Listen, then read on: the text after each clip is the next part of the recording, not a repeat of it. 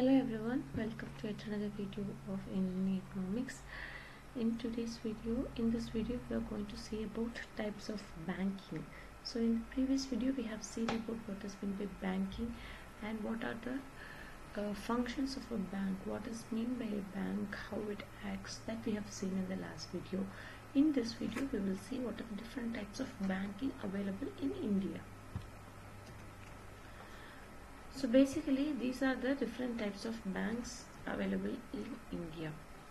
So bank is being divided, this major or the central bank of India is the Reserve Bank of India, and it is being divided into two: commercial banks and regional rural banks, and then public commercial banks and private commercial banks under the subdivision of commercial banks, and then rural banks are cooperative banks. So these are the basic types of banks in India.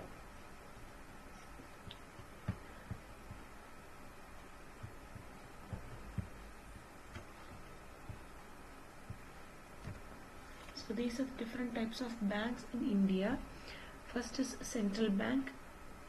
Central banks are nothing but the Reserve Bank of India, and cooperative bank, commercial banks, regional rural banks RRBs, and local area banks which is LAB, and then specialized banks and small finance banks and payments banks. First we will see about central banking, which is nothing but Reserve Bank of India. The Reserve Bank of India is India's central bank, also known as the banker's bank. Just like a bank is for the people. So a bank will generate fund from the people's interest rate that they impose on the deposits and the loan people have with the bank. So what if the bank needs a loan? What if the bank needs amount for its customers to give to support them? They will seek that fund from the Reserve Bank of India. That is why it is called as the banker's bank.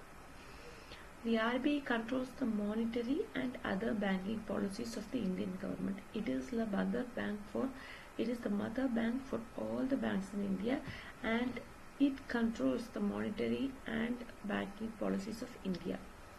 The RBI was established on April 1, 1935 in accordance with the Reserve Bank of India Act 1934. The Reserve Bank of India is the central bank of the country, and it is the sole responsible to regulate the banking system of India. The structure of the bank in India can be broadly divided into scheduled banks, non-scheduled banks, and developmental banks. Banks that are included in the second schedule of the Reserve Bank of India Act 1934 are considered to be scheduled banks, and these scheduled banks have certain facilities. They can enjoy certain facilities, which are they become eligible for debts or loans on bank rate from the RBI, and they automatically acquires the membership of a clearing house, and also these banks will have any mutual transactions with the RBI.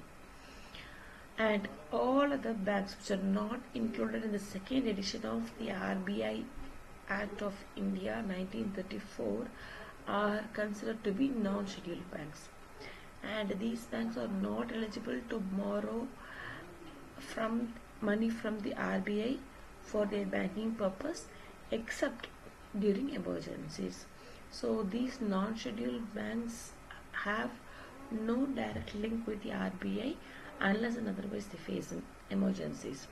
So these scheduled banks are further divided into commercial banks and cooperative banks.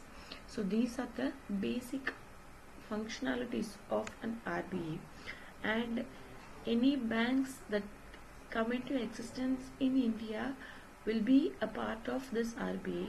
Why the need for this much amount of scheduled banks, that is commercial banks, arises in India is that RBI being the sole for monitoring credit policies in India, They cannot have a number of people to have their